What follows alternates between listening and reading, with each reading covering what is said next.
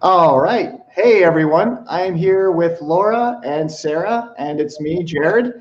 I'm really excited about today. Today, we're going to get into the topic of sacred sexuality, and I want to introduce you guys to Sarah Hall.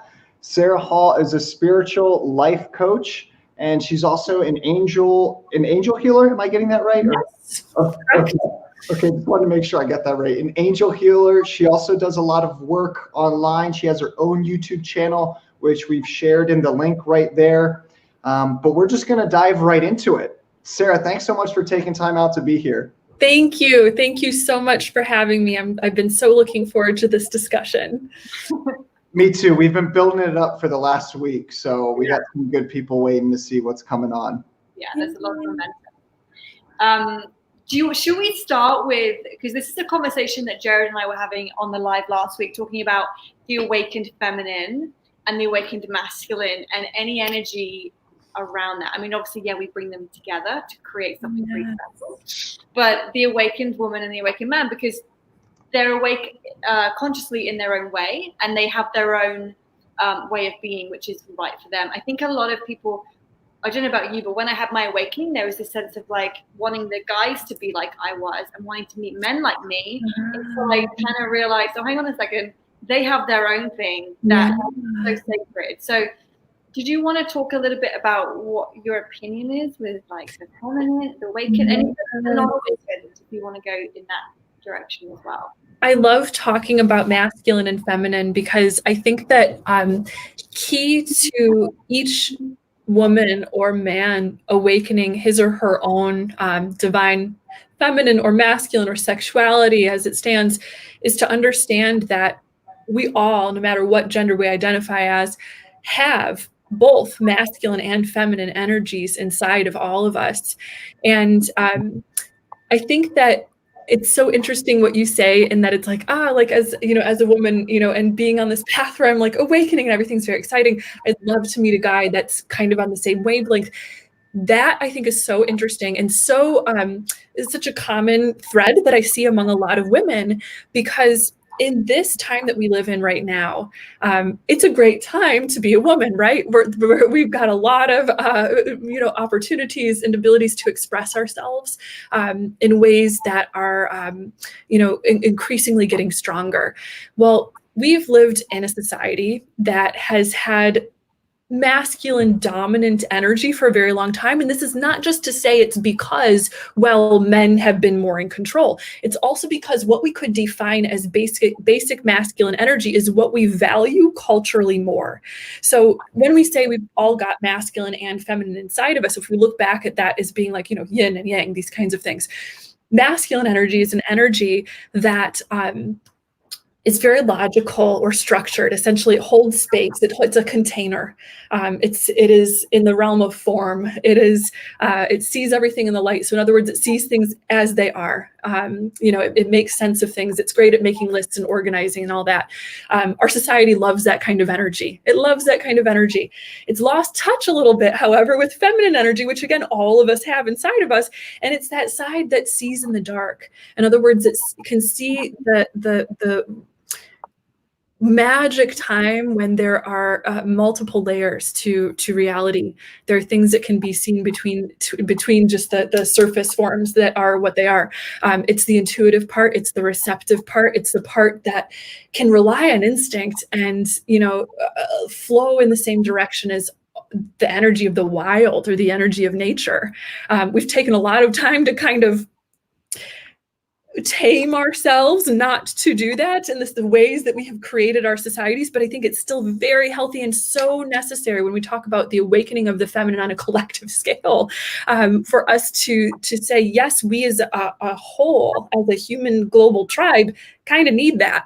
We kind of need more of that trust in ourselves and validation in ourselves at the level of emotion and instinct and trust and all of these kinds of things. So I kind of think that it's important to just sort of explore both of those qualities in all human beings and see how each individual, whether they identify as male or female, want to express those kinds of things. And I've just always found that interesting, I guess.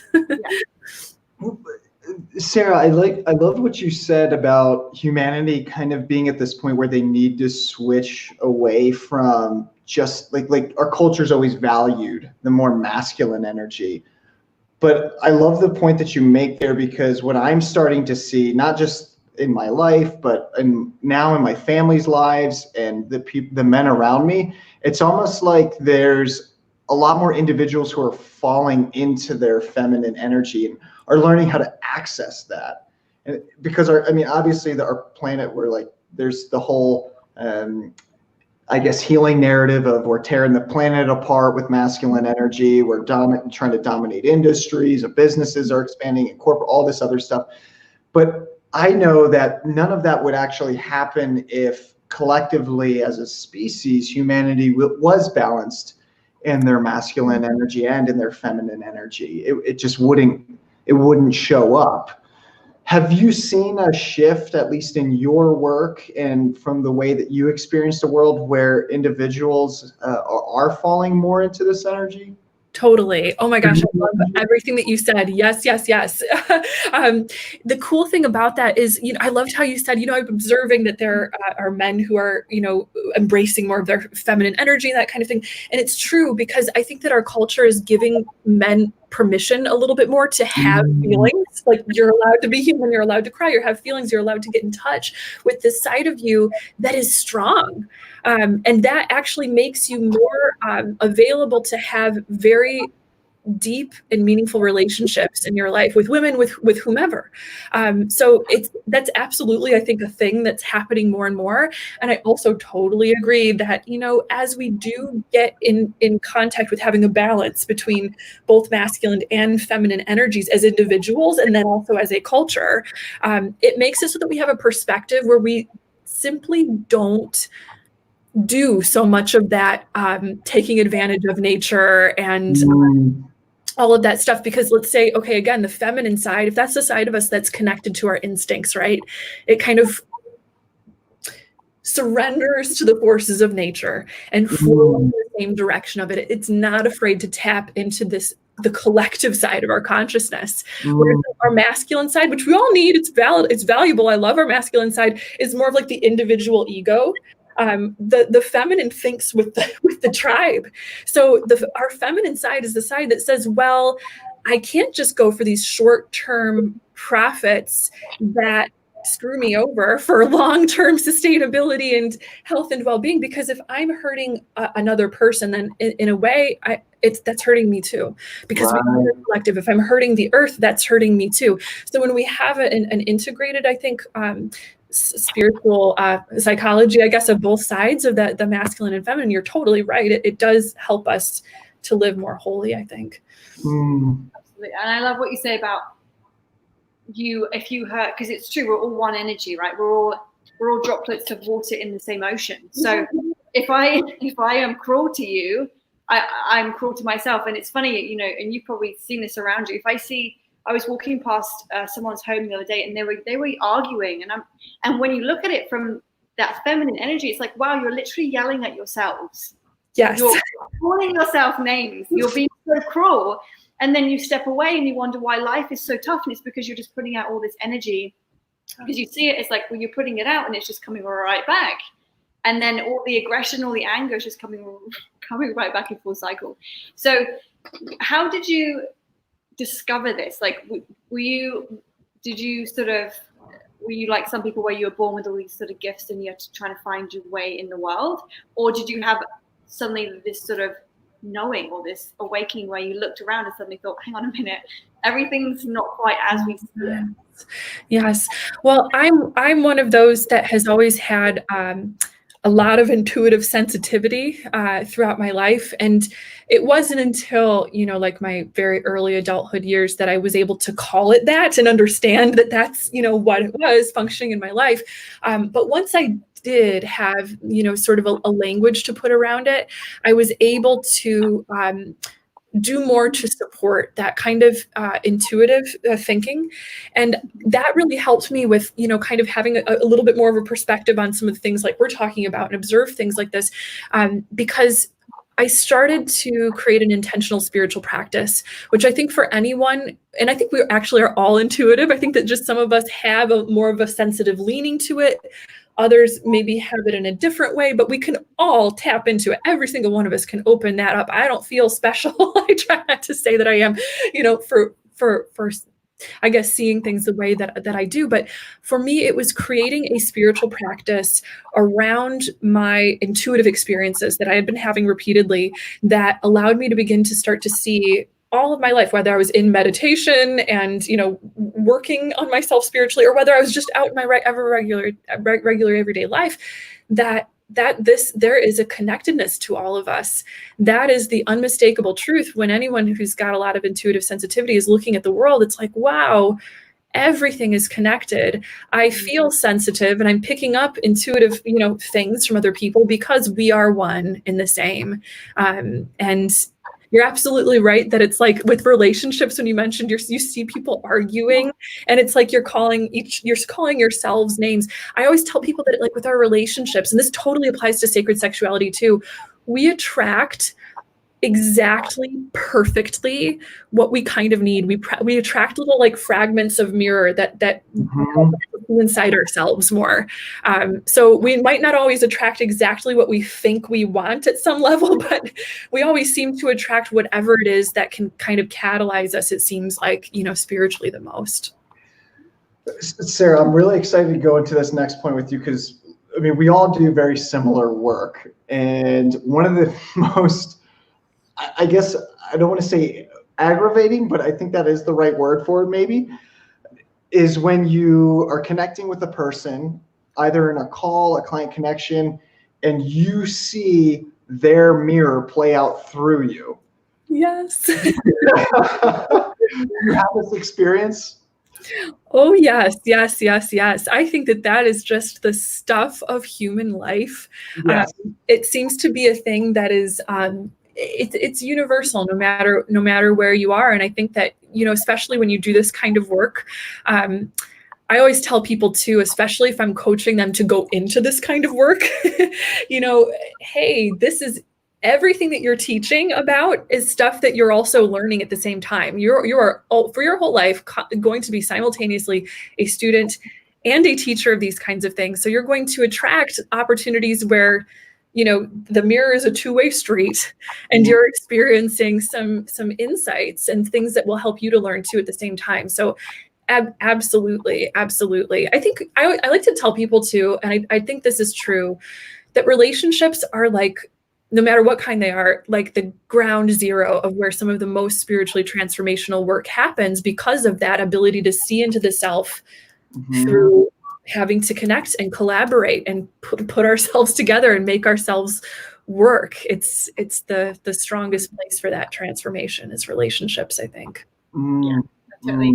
I've noticed that because the people that we love the most are going to show us the most in ourselves. We're going to be more aware of it, right? Because they're connected to us in such a heavy way. And I don't know if you see this, but in the community, there seems to be this. We're all very higher, especially the women. We're very higher chakra based, and I've had to learn to come to the ground and be in the root.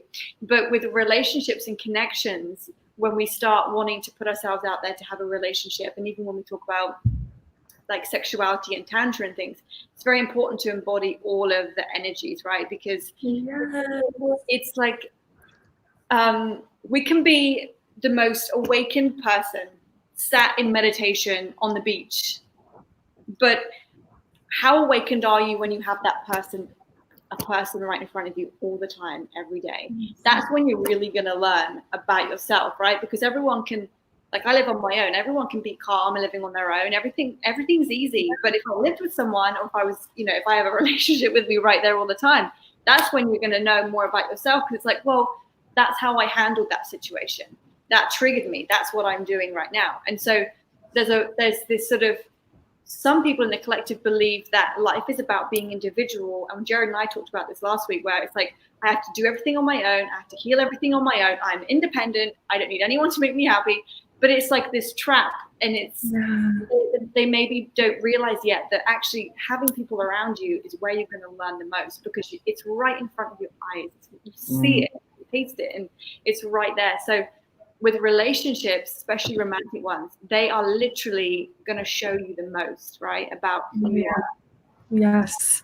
Yes. You know, oh my gosh, you really hit something for me when you were mentioning that, like women have our energy. A lot of times we're up here in these upper chakras. We like to be up in this realm, and we need to ground things. It reminded me of an experience maybe a few years ago. I had someone that I was coaching where, you know, there was a blockage around relationships and particularly sexuality. And it came down to that there were these really lofty, high expectations all up here. I want this spiritual connection. I want this perfect Prince Charming to do all these things on my list. I want the love connection to be perfect and all of these things.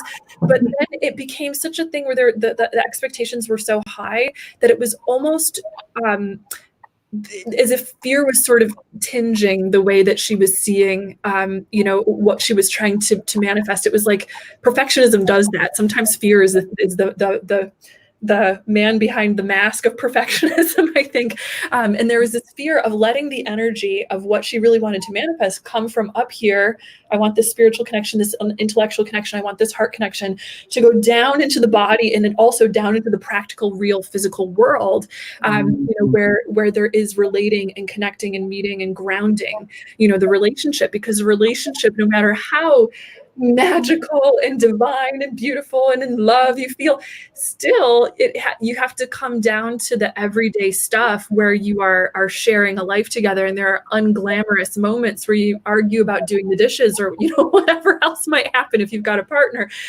So grounding these kinds of things and having a balance between those two sides of the spectrum is really, really important from a relationships side and also from a sexuality side, because this same particular client I'm recalling, so I'm so glad that you kind of like jogged my memory on this, was able to have better sex essentially as a result of literally breathing the energy that she had all up here, stuck up here, down to the lower chakras. She wasn't making the connection because she felt safer up here. So it was like, I'm not going to let any of my focus go down to my lower chakras or down into my physical body and be able to make this connection, because there's fear that's holding it back, because all this perfectionism is right up there. So it's definitely important to make that balance. Yeah.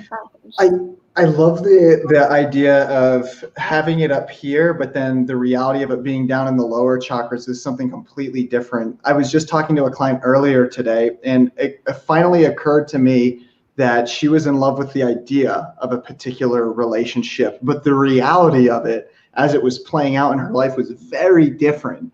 I think that's such an important distinction to make, because we get conditioned by society, by movies, by stories that, oh, this is the perfect ideal relationship. This is what love looks like. And some people are so enthralled with the idea and the narrative that when it actually shows up in their life in grounded reality, and you have those little moments where you're arguing over the dishes or something like that, where it doesn't match up with the person's narrative, and then immediately they're like, okay, I got to bounce out. Like, this is not the relationship I look for. Like, you're not awakened. In fact, I know a client's on this right now who's experienced this recently, where her partner was like, well, you're getting upset about this little thing, so you're not awakened and you're lowering my energy right now. And it's like, well, or are you just not realizing that we're all human beings and spirits living in a physical body, and we're gonna have, you know, our shit come to the surface, and it's okay. Like, this just sometimes it's just as simple as managing life. Like, we're both pressed for time, and someone's got to do the dishes, and it's as simple as that. Yes. And it's not unspiritual. It's not unspiritual to have these human, everyday, normal things that happen. Once you start having a spiritual practice and a spiritual, you know, lifestyle, that doesn't mean that you get to be exempt from being human. There are going to be moments where little things bother you. And your spirituality is the tool for helping you to respond to those things, maybe a little bit differently, but it doesn't mean that you're immune from being a human. And the same thing is true of sex too, because, oh my gosh, I love that in the conversation of sacred sexuality, sex is just this perfect meeting of heaven and earth. We've got our higher intentions. We've got these beautiful ideals about, love and the connection and the magic of all of it. That can be opened, or whatever might be opened, or even self-empowerment, or, an inner fire that might be opened, if not love between two people, but something beautiful that can open. But then here's the physical body that is sometimes looks like a choreographed, beautiful, love scene in a movie, maybe, but a lot of times is not. It can be ungraceful, and sex is also the part of us that's animal instinct. It's very, very, very, very physical and multifaceted. So if you can be okay with both of those sides of yourself, and you can acknowledge and be in, both of those energies, I think that you probably get the most out of it, and at least honor the completeness of your humanness, I think, perhaps. Yeah, I think it's good to honor and know that before people get into connections and relationships, because I've had clients myself where they're really excited about meeting this really amazing person, and they do, and then the reality kicks in a little bit, and it throws them. They're like, "Oh, we fell out about this." I'm like, "Well, that's okay. It's really about how you handle it and how you can communicate with someone." But if they don't expect that, if they think it's all going to be up here, then it completely knocks them over and like Jared would say, like, I'm out because you won't do the dishes. Like, there are human things, and especially if you're going to be with someone that you're going to have, you're going to be intimate with, and you're going to be having sex with, because triggers are going to come out when you're putting your bodies together. And I remember this was probably about a month ago. I had a few female clients who got into relationships, and they weren't in their root. And they all had the same problem. It's really interesting. And I love your take on this. So if we can go into the sex conversation, because it's just going to get really juicy. Yeah. And what they noticed was, if they weren't in their root and they were trying to have sex with a man, if they were trying to be intimate with a man, a partner, the man couldn't be in them for very long. They couldn't penetrate for very long. Yeah. They're all up here and there's no energy in here. And as soon as they penetrated, they either lost their erection, or they'd ejaculate really quickly, or they need to just have a break. It was like there was no energy being pulled down into that place. And it's the same with men. If they're not really grounded, they have issues as well. Yes. Things like that. But it's like the energy has to be running parallel in both of the lower chakras for you guys to have the best experience anyway. Yes. Right. Which is why I love that, because, it's a great example of why it is important to establish at least a kind of rapport and understanding and readiness in a relationship before the sex happens, because it's just going to be better sex. It's just going to be better for everybody. Because a lot of times there can be people who maybe are capable of getting down into their root and their sacral chakras and that kind of thing under the right circumstances, when they feel safe with their partner, when they feel seen or validated or whatever. But even if their mind is on board, and part of them thinks, yes, I'm ready, and let's jump in, let's dive in and do this. There might be a deeper part of them, an instinctual part, or another emotional part of them that maybe isn't ready. And then we hide and we scaffold out of our body a little bit, out of the lower chakras, and we're not inhabiting our full body. We're not fully present with them because we're not intimate yet with them at other levels of being before doing this incredibly powerful alchemy with another person. So I think it's good to establish, like, okay, let's get on the same page and calibrate at the level of all of our chakras, because lovers, especially the ones that are like long-term lovers, the way I've been able to kind of perceive it is it's as if we build bridges between each chakra level. So you've got the intellectual connection and maybe a spiritual connection here at these upper chakra levels. You communicate with the throat chakra. There's emotion that is exchanged and understood at the level of the heart.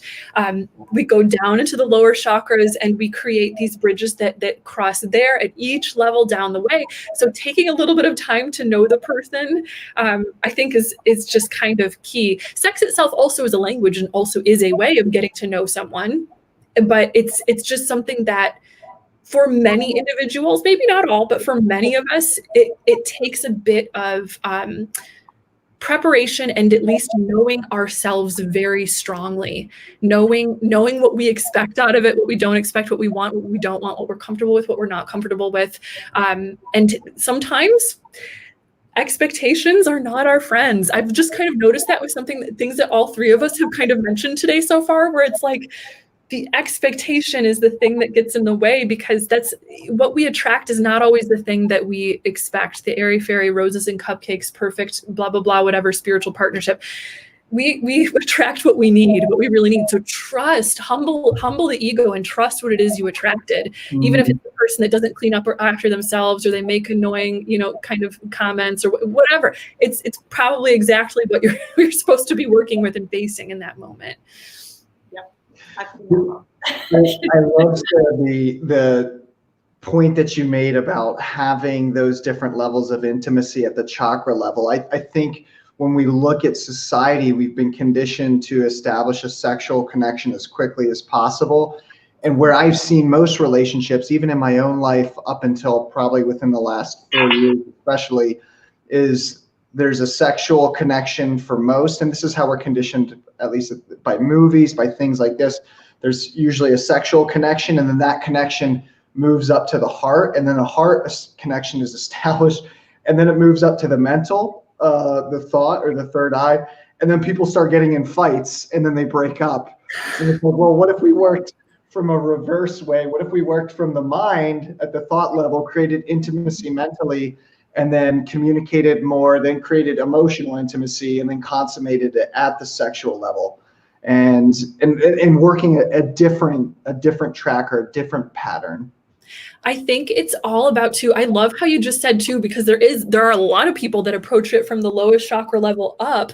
And I think so long as like both partners are kind of on the same page, because I can imagine scenarios in which both partners are equally coming at it from the root chakra, and then they're making their way up and letting the relationship go that way, where it can work out just fine. Mm-hmm. But you've got to kind of both be at the same page and have a compatibility.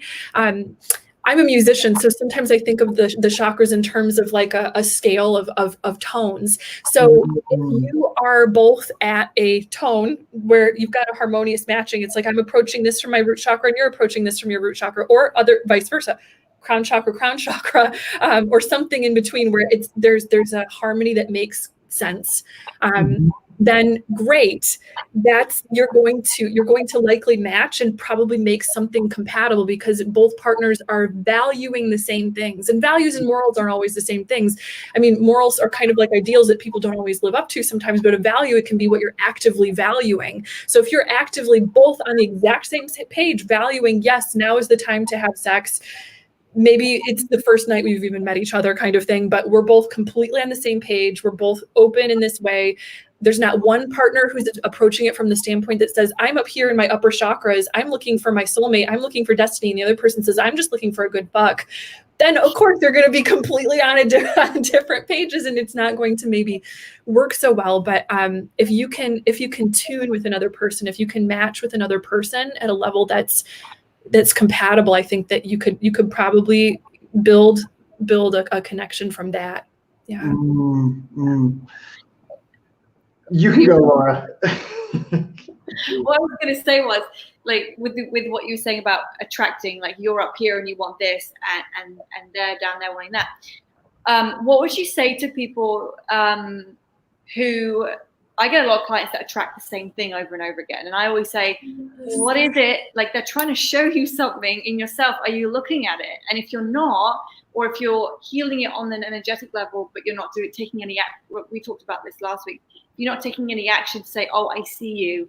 You look like you're someone that's just maybe a bit of a fuckboy. I'm going to say no to you. If you keep letting that in, you're just repeating the same cycle over and over again. So what would you say to people that keep bringing in someone that doesn't have the same values or isn't in the same place, and they keep bringing in that same individual? What advice would you give on that? Oh my gosh, I love that point, because it's such a common experience for us. And I get so many people asking about that same thing too.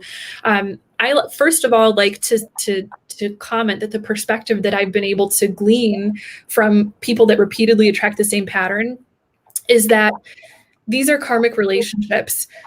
there is an irresistible, delicious chemistry that occurs between two people when they are the perfect match for triggering all of your issues, all of your crap. um, and that will keep happening until you kind of learn your lesson. So sometimes it can be relevant for someone to maybe enter into that relationship with the person who is going to trigger those issues and those challenges. So maybe let's say the person has issues with self-esteem and it keeps attracting, partners over and over and over again that just walk all over them and treat them badly.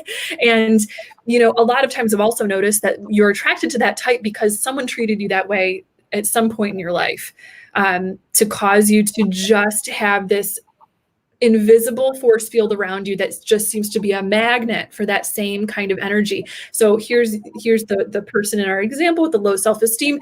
They want this unattainable person who's not going to be good for their self-esteem, who's maybe going to walk all over them, like we said, because it's almost like they're trying to get their power back in that situation and say, well, if I can just convince this one person to love me and approve of me and win them over, then maybe I'll feel better about myself and I'll love myself. So if you're attracting someone that repeatedly is bad for you, a pattern, in other words, that you're not comfortable with, that you don't like, it's likely telling you that there's something that you can shift in your relationship with yourself that would change the thing that you are attracting on the outside.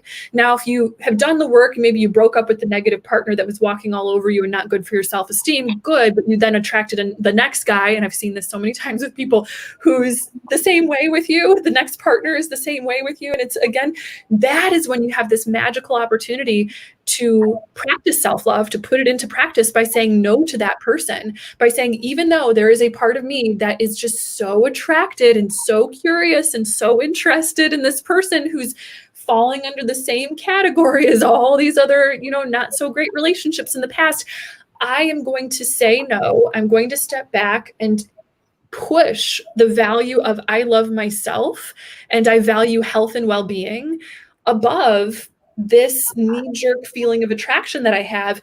And literally in making a choice like that, an action and a choice like that does something to just powerfully reprogram law of attraction around you and reprogram the kind of thing that you're looking for. Because guess what? The spell will eventually wear off. You're going to stop being attracted to that person eventually.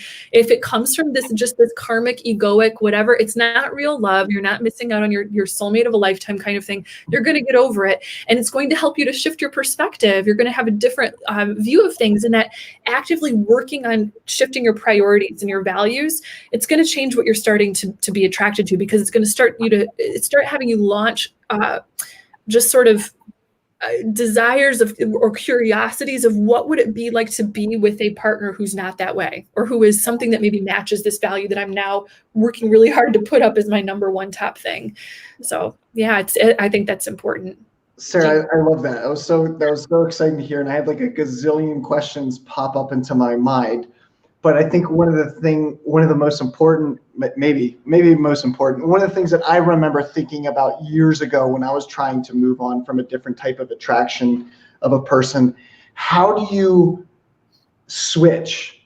So like, I remember I was involved in a really deep relationship 4 years ago, not healthy.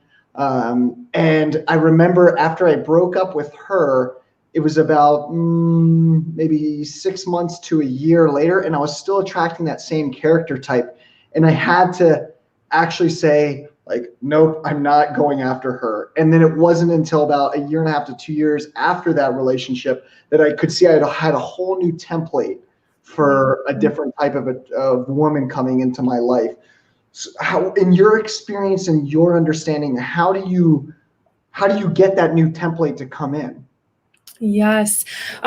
Well, for me, the thing that I always go back to is standards. I think that it can be a little bit of a transitional process, right? Because you can decide in one fell swoop, okay, these are the qualities that I'd like in a partner kind of thing, but then continue to attract them. So you have to keep practicing over and over, holding the standards where you want them to be, so that eventually those become your new normal. Sometimes I like to use the analogy, it's sort of like when you're practicing getting stronger in your physical body. You can go to the gym once and do, squats and push-ups and all of these things, but you don't get just to go once and then not go back and expect to have a perfect bodybuilder body. You have to keep going back, and then your body will develop that baseline strength. Then you'll be able to, maybe run the mile without your lungs getting too tired, and you'll be more comfortable with it. Same thing with relationships or any other emotional or spiritual thing that you practice. The more that you implement it repeatedly, every time you come up against the same situation. So if it's a dating situation, you notice, there's a red flag. That person is not meeting the standard that I would like to hold in my life. And watch them do it over little things, and keep the standard high and no tolerance for the things that are most important to you. So if you don't want someone who will lie to you, and you see them, maybe lying to someone in a way that seems like, oh, that's not too bad. Their friend wants to hang out, and instead of saying, oh, I'm busy, they make up an excuse and they lie or something like that. It shows that they're capable of doing that at other levels, and there's a reason why that dishonesty might be there. So when you start to notice the little things, and a lot of people can notice them on the first date. You don't have to waste, 6 months dating someone to figure out that they might not be a match for your values. So hold the standard high from the beginning. Look and observe at the ways that, either the partner applies and fits that standard or does not right from the very beginning, and know when to walk away, either to talk to them about it and see if they're willing to, maybe grow with you and change with you if it's worth it, and it's not a make it or break it kind of issue that they've crossed the boundary on. Sometimes with little things, yes, there are partners that work with one another. And that applies back to what we were talking about before, where it's like, no two human beings are perfect, they're going to have no problems and they're just going to get along perfectly. There's never going to be any arguments or any issues. Every single couple is going to have little imperfections and little things. It's just, how willing are you to work on it and to talk about it and to hone the practice, whether of the relationship or of the sex that's happening between the two people, communicating and working on it. If there's a willingness to do that, that's great. Or if you can see that there's not, and it's really the standard has been crossed, or they have no capability to understand why you hold this standard or value, and they're not going to fulfill that thing, then knowing when to walk away is important. But it's just got to be a regular practice, I think. Could you go into, so how we talk about being aware enough, that's a red flag. Yeah. You can see their red flags. And I know that in my experience, this has only happened twice, where I've finally, I'm like, I see it. Oh, okay, I'm going to have to say no to that. It hurts my heart, but I know that I've dealt with that for the last 5 years and I'm not going back. And I had to say no. And it was really difficult, but my whole life changed and the whole template of men. But what advice would you give to someone who's in that energy where you are afraid? Because a lot of it is, like you were saying earlier, if I can heal that person, I heal myself. If I can just fix them, if they can see me, then my dad, who never saw me, would see me. They're trying to heal something in themselves. What would you say to people who are still getting that and they're too scared to say what first of all, what would you say they're so afraid of with saying no, and how can they kind of break through? Yes. Oh my goodness. Yes. That's so important, because we need to know where to draw the line, I think, between we're working on it, and that's a healthy thing. We're maybe making progress while working on it, and both partners are doing their 50-50 to work on it, versus when is it just, I'm working on this, nothing's getting done, I'm the only one doing the work, it's very imbalanced, and then I need to walk away. It's the way your marker for that is to see, are they putting their effort in? Your partner doesn't have to have the same exact thought processes as you. They don't have to see things and emote the exact same way that you have, that you deal with your emotions. They can be a person with a completely different, family conditioning and emotional, structure and perspective on life, as all different human beings, are varied in these ways. But if you can still get on the same page to the extent where it's like, even though we have imperfections, I can see that this person is definitely doing 100% as far as what they are capable of doing to make this relationship better. This person is putting all of their effort in, and I'm holding them accountable for doing their work and doing that too. And if it's something that they're completely in control of, changing or healing or fixing or doing that's good for everybody involved in the relationship, and again, both partners are doing that, they both are putting in their 50-50, then great, stay at that point. But the point when you start to observe that it's like, okay, I'm the only one who's doing any of the work. I'm the one who keeps saying, let's have a serious sit down and let's talk about it. Or I'm always the one that's giving, or whatever it might be, or making excuses for this other person, or asking them, can you please behave differently or treat me differently, if they're hurting you, and then they don't, then that's the point where you need to walk away, where you're the only one, kind of doing the work. And if they won't step up, even after talking with them about that, then I think that's when that's usually the time to separate or make a very different dynamic in that relationship. Sarah, I want to take a couple more questions between us. Would you like to, I want to bring also questions from the audience. Are you okay with that? Are you good for going for another 20 minutes or so? Sure, that sounds fun. Yes. Okay, cool. Because we're getting a lot of good questions and comments. And so guys, if you're watching this and you have questions, please just feel free to put them in the comments box and I will bring them up onto the screen, and then we'll dive and tackle it however we see fit or however it unrolls.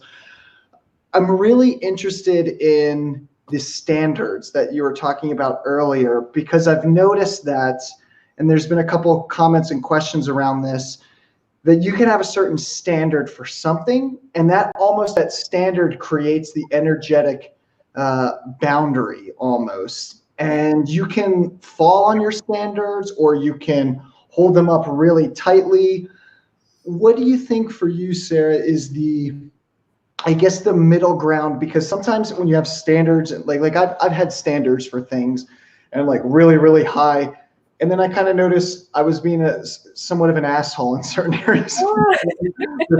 Super high standards, But then also you don't want to deprive yourself of the value that you bring either to a relationship. So can you talk more about, and can we explore a little bit more the connection between having standards and values, but also at the same time not having expectations that are so high up there that you're just living your entire life in a lone corner without anyone coming in? Oh yes. Oh my gosh. I love where this conversation is going. It's amazing. Because it's such an important point, right? We were talking about the need to balance, these two kinds of energies in multiple areas so far. And it's true that a lot of times when you hold standards that are extremely, extremely high, and I've noticed this for myself, oh my goodness, that the perfectionism comes from fear. Perfectionism comes from, I need to hold this standard to the level that it has to be perfect, because if not, I don't feel safe or comfortable or whatever in this interaction or this relationship. I need this other person to hold the standard really, really high with me. That's a point at which it starts to get a little unrealistic, because as we were talking about before, we're all human. We all have our humanness. And, it can be hard to be in a relationship if you're not willing to honor the fact that your partner's not going to be perfect. And you're not going to be perfect to your partner, even if you are someone with really great values and you feel super woke, you've got all these great standards and you've done all this spiritual work. Doesn't matter. You're probably still going to have moments where you make your mistakes and your missteps. So humility, humbleness, I think, is one of the most important things for us to practice, where you can say, you know what, ideally I want to hold some really great standards and priorities for my relationship, for my, connections with others. But I'm going to have a little bit of flexibility on those things and be willing to listen to my partner if they say, hey, this here is not quite so realistic, or this is how this now makes me feel, and it's causing an issue in our relationship because, X, Y, or Z. Being, flexible and being willing to change yourself while you're in a partnership, I think, is key for a partnership to work. I think it's like that's something that people shy away from, because they're saying, oh, I don't want to change for my relationship. And it's not changing in a superficial way where it's like, oh, she wants me to grow my hair long, so I'm going to do it because I just want to be accepted. There's an unhealthy way to change in a relationship, but there's also a very deeply healthy and necessary way to change for a relationship where it's like, yeah, okay, I'm going to learn how to be more patient with certain things that are probably good for you, things that are probably going to humble your ego a little bit and make you maybe a more aware or strong or kind or open individual. So having some flexibility is really good. And then just knowing too, when you evaluate your standards, because they're different for everybody, right? Like each individual has different standards that are important to them. Know which ones are your lines that are kind of, we won't say uncrossable, but are really important to you, maybe the most important of the other ones. So if it's deal breakers, deal breakers, I don't want dishonesty, or I don't want, cheating and infidelity, or I don't want whatever, then make it known that that's one of your standards because it's a basic, healthy, kind of thing. And, maybe if your partner, there are many partnerships where there's infidelity and then things heal, and that's great. You just have to measure it case by case basis and see, are we, again, both going to do the 50-50 work thing and be flexible with one another and talk this out and get on the same page to where this is a healthy thing and then the relationship is working. So yeah, flexibility and being humble and being willing to let your expectations crumble sometimes if that's what you need is important too. Yeah. Because I think we go in thinking, well, these are my standards, these are my red flags, but then we also have to remember that there's two people, and that person is going to have their standard, and then there may be areas that we don't meet their standard, and actually, by being open and flexible, we're, like you say, we're going to learn more about ourselves. We're going to learn to be more patient. We're going to learn how to speak more kindly. We're going to learn how to be more loving, and we're going to learn something about us. So we have to kind of find the balance of like, okay, but that's really, I can't go, that's a red flag for me, and that to me is going to lead to something maybe toxic or a little bit dangerous. I can't go there with that person. But then they're, okay, so I need to be a little bit more flexible with my time or how I approach things. Yes, because that's their standard, and I can meet that because it makes me a better person. Yes. Right? Yeah. Yes. I think it's all about knowing yourself, knowing where your wiggle room is, and where you need to be really strong with where the standard or boundary is. Absolutely. So should we go? Sorry, I was going to. Yep, I'm going to bring on a question right now. So this is coming from Try Fitness, and they say, speaking of standards, if your person has difficulty speaking / expressing feelings, we are healing after her infidelity, do you suggest I honor her words or her actions? Great question. That is such a great question. Oh my gosh. You're going to want to make sure that actually, from what I feel, that there's a little bit of both that you're honoring in this situation, that you're not just maybe, I think, leaning on one or the other.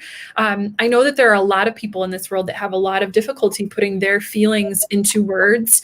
And that's where it can be important to be patient with your partner if you know that about them ahead of time, that maybe they don't have the same, background and experiences that you've had that have given you the chance to develop a language and a familiarity with talking to your heart and being very, very real and honest about these kinds of things. So if the relationship is worth it to you, which it sounds like it is because you're working on it, if it's worth it to both of you to work on healing this relationship, then it's very relevant for both of you to work on the communication stuff. And depending on the couple, sometimes things like couples therapy can be really great fit for them because it gives them something that helps them learn some structure around communicating their feelings together and that kind of thing. Maybe that's not their style, and it's just better for them to kind of sit down together and start to talk and ask each other questions and that kind of thing. But in addition to that, because, with infidelity, it creates a lot of difficulties on both sides of the relationship.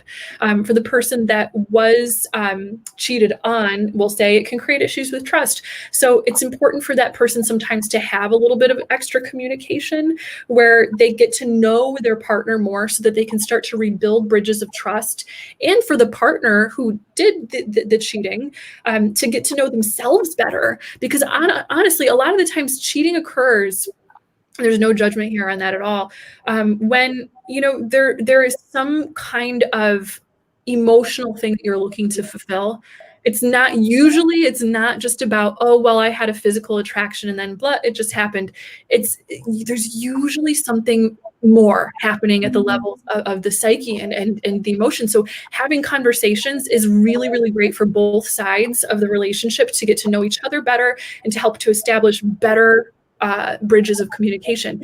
Now, on the action side of things, that's really important too, because you're going to want her to show you now. Obviously, you've chosen to forgive her. Obviously, you've chosen, okay, we're working on this. We're healing on this together. So if that's the choice that you made, then it's going to be important to say, okay, well, I already chose to forgive her. So as much as it hurts me to think about the actions that did happen, that broke my heart or whatever it was with the infidelity, then I can't make that the center focal point. I can't make that the standard by which I judge and see this partner in my life. I have to include many other things. So what are her actions like now?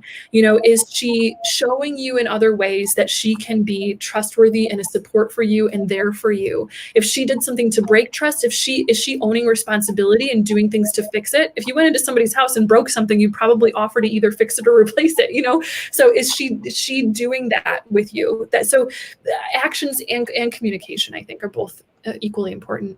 Yeah. I love that answer. That's fantastic, Sarah. I always look at people for their words, but also their actions and then their long-term patterns. And I would say I completely agree in the sense with the sexuality and the emotional connection. I think some people just don't have the ability. They haven't developed their communication skills yet to be able to voice their true feelings. And infidelity, I've seen in my own experience with working with individuals, a lot of the times they think they want a sexual connection, but really they want an emotional connection, and the emotional connection that person's giving them, they misperceive as a sexual connection. So then they act on that. Yes. Oh my gosh. And that just reminded me of, I was listening to some kind of a talk that was given by an author named Esther Perel. She is a psychotherapist who her entire career is devoted to specifically couples counseling, specializing in infidelity. And I thought it was so interesting. I just listened to this little talk that she gave, but she said that when people are unfaithful, it's usually because they're looking for a piece of themselves that they feel that they have lost in some kind of way. And that is no fault of their partner. It's not because their partner wasn't fulfilling something that they should have fulfilled and the partner made a mistake and whatever. It's oftentimes people cheat when they're perfectly happy. They've been married, 20 years. They have beautiful children. They don't want for the life of them to leave that marriage. They want everything in that marriage. They don't love their spouse any less, but there's unfaithfulness there because they're looking for a piece of themselves that they feel like, they have lost. And that kind of makes sense because, as we said before, relationships are like our mirrors. So sometimes we go towards these things that have a tendency to bring out more self-discovery. Not that that's a healthy way to do it. Don't do this. Don't do it that way. That's not the healthy way to do it. But that just kind of gives us a little insight onto, okay, why did I behave that way? Okay, maybe there's a part of me that needs to address something that I can do for myself. We all have to take responsibility for ourselves, right? I can do for myself to uplift myself emotionally to where maybe I'm not prone to making imbalanced choices that hurt myself and others. Wow. It's funny because I, in the 4 years I've done this, I can't tell you how many emails I get with that exact same thing, where it's normally women and they're in a marriage and they have children and they say, but I'm so drawn to this other person. I'm so pulled to them. And it's because that person is showing them something in themselves that they could really learn something from. And my advice was always, well, you can learn that on your own. You don't have to it could hurt people because they're like, oh, I still love my person, but I'm pulled to this person. Well, what are they showing you in yourself? And why do you feel pulled to that? And when you're around them, what do they make you feel like? And when you're not around them and they're not showing up, then what pain does that bring up in you? Because they're showing you something and you're kind of craving. You think that it's going to be better over here, but actually there's just more lessons. There's more, but you can do that on your own within yourself. Because if you go to that person and you're with them for 5 years and then, oh, I feel really pulled to that person because the energy in you is still the same. Yes. So if you heal it in yourself and you find it in yourself, then you're not going to keep getting pulled in all different directions. Yes. Yes. That grass is always greener psychology, right? And it's just not, and it's, you know, it's that doesn't usually, changing the relationship, it doesn't usually solve the problem of the thing that you're looking for inside. So it's true. We can do these things on our own, and we can also do them with our partner too. We can say, okay, I've identified that I have these feelings or these needs or these things, and it is my responsibility as an individual to fulfill these things and to be healthy and to carry my own emotional baggage in a relationship, not making your partner carry it for you. But you can still have conversations with them and bring them into the picture, and, you know, kind of explore together. That's the beauty of having a partner, you know, is that you've got a support system where you can bounce ideas off of one another and come to life and grow and transform together. So yeah. Beautiful. I'm going to bring up the next question here, guys. You ready for it? Yes. All right. So this is Sinbini. That's fun. That's fun to say. She says, hi, you guys. Recently, my boyfriend and I broke up. I tend to regret the breakup and ask myself if I want to be back together. How do I know if I'm just drawn to similar wounds or really love? Wow. Yeah. I think that that's a very, very, very common thing. And I actually would love to just say, remember how before we were talking about when you have a lover or a partner, you build bridges at the level of each chakra. When you break up, you've got to break those. And it takes time to detach those things, especially when, if you can almost imagine that there's a part of your energy body that's sort of reaching out and connecting with this person. And now there's just this broken thing and the energy's just falling out into the universe. And you don't know. It takes a while for a wound to close, in other words. So number one, give yourself more time, because judging from a place of these immediate knee-jerk feelings is not going to be judging based on truth. It's in the same way that, you know, I think it's the 12-step program that says something to the effect of feelings are not facts. Feelings are sort of like weather, you know, it can be stormy and the waves are going all over the place one day, but behind all of those rain clouds, the sun is still shining. There are still constants. And in order, you kind of have to give yourself time to let the dust settle for a while, for those broken bridges to kind of close up and for you to become an individual person and grow a little bit on your journey, I think, before you can discover, I don't know what you guys think, but before you can discover whether or not like it's real love and you should go back, or, you know, maybe I'm just really craving the intimacy that I'm very used to having in my life. I love that. Oh, sorry, you can go, Laura. Go for it. What I was going to say was, and it's important to understand what you miss in that person, because if you don't figure out how to, in a way, soothe yourself, you're just going to find another person to just attach that to and be like, okay, now I feel better because now I feel safe, now I feel secure, now I feel valued and loved and adored because this person's doing it. But if we can kind of turn that inwards and be that within ourselves, then we're going to attract healthy relationships afterwards. And it's not going to feel, because I always think that love, from what I've experienced, love is very, it feels different to that, you know, when you meet someone, you're pulled to them, you're like, oh my God, I can't live without them.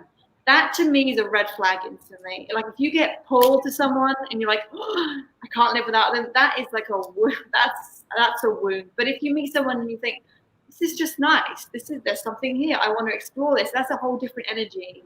So connection and dependence is like a whole, I think people get from movies. They watch movies and these couples meet and they're like, oh my God, I love you, I need you. And it's like, guys, that's a trauma connection right there. That's like a wound. It's pulling you. So you want to be very aware of how you feel when you meet someone. And it's the same with when you miss someone, that like, oh my God, I feel like something's missing inside me with them gone. That's something that you can really learn. You can learn more about yourself by figuring out how that occurred and why. And you can really let that go so that you don't have that sort of unhealthy pull towards yourself. Sarah, I love what you shared about the energies, and it's not just, they're bridges. They're not just these cords that you can just cut one day and then the next second you feel superb and you're completely over the relationship. One of the most frustrating things that I think when I came into the coaching world and the healing world was this concept of cutting cords, and then it's like, oh, I just cut the cords and you're fine. Like, yeah, just cut the cords, call the energy back in, you're good. I think that's like a part of it for sure. Yeah. But I view the chakras and those bridges as streams. And if water's been flowing towards a certain person, a certain energy, that person is expressing a certain archetype from the collective, and you've invested a lot of consciousness energy in them, it's going to take some time, depending on how much you invested in them, to get that energy back, because it's not like a one cut done and deal that, okay, cool, like you're on, like go on to that next relationship in 12 hours, you're good to go. It's gonna take some time, and the heart needs to grieve. There needs to be a pullback of your energies, and all that can take time. Yes. Oh my gosh. And I love that analogy of the streams, because like if you think of a like a river, like in a water bed or something, if it's all dried up, you can still see the place in the land where the river had been etching its spot, and it takes time before there's no longer an imprint.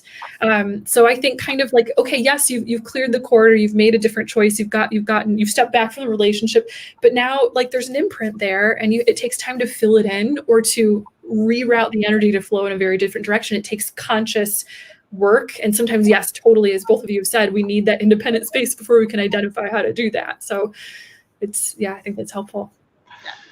I'm going to bring up one more question here, Sarah, and then you want to close it up? Sure, that sounds great. Awesome. So this is from Crystal, and Crystal says, I was told in meditation that I'm to seek my spiritual teacher. I'm manifesting beautiful things in my life, but I feel this pull to finding a person in my high vibe tribe. That's fun to say.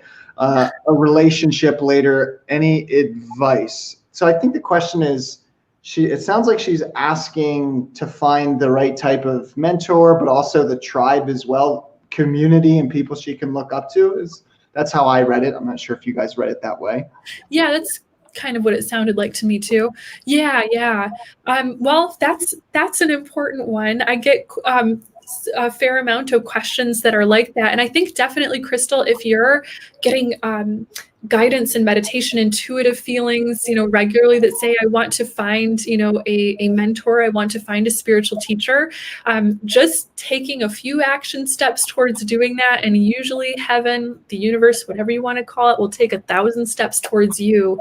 So sometimes just going, somewhere in your community where you might be able to find people to connect with. Let's say if there's a meditation group or something that you gravitate towards and you resonate with best in terms of your spiritual interests and practice, just take a little baby step and then see what the universe starts to bring out, because usually you'll attract the right mentors and the right tribe, the right friends and people. Yeah, and you want to surround yourself with people that you are inspired by as well, like the tribe, because we have a tendency to want to meet people that are really similar to us, which is great because we want to be able to have that thing in common. But we also would you say that you want to like look at someone and go, that person really inspires me, they embody something that would actually serve me, I don't know how to do that. And the more you spend time with these people and these mentors, the more you grow. So surrounding yourself with people that, like, I've learned stuff from Jared. We have the same philosophy in the right, but there's that he can do that I can't do, and he's can do that, and I'm sure vice versa. So it's like you want to surround yourself with people that are similar and that bring good energy. Because I get this a lot as well. People wanting that tribe, but look at people and be like, wow, I like how they live their life. If you look at someone and look at their life, unless they kind of have what you would like, like people give advice, like mentors give advice, and your tribe will give advice. But if you look at how they live their life, you're really going to know if that's the advice that you want to take. You might look at their life and go, yeah, but that's a mess. Like, I don't want that. I'm going to end up in the shit.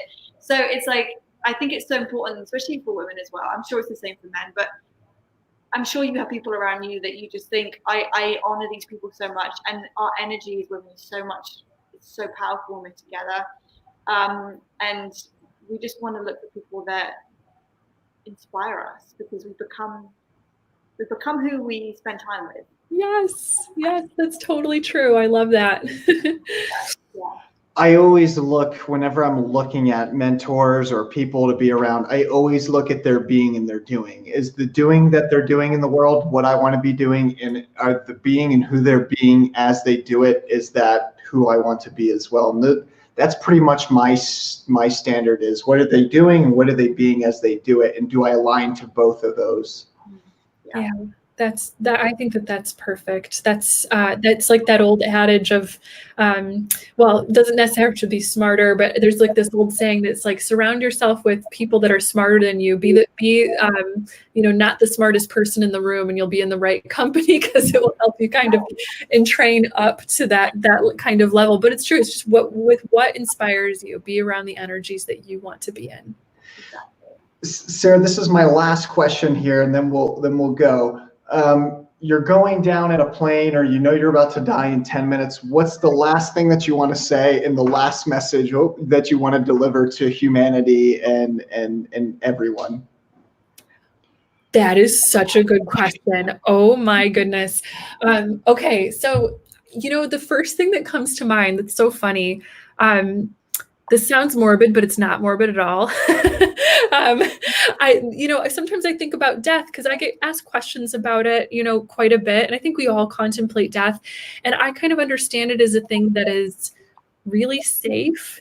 The way that I understand it is that it's the most beautiful rite of passage that a human being has, to return home, to go home to source, to God, to love. So I guess mine would be, everything's okay. Like the last thing I would say to humanity is love each other.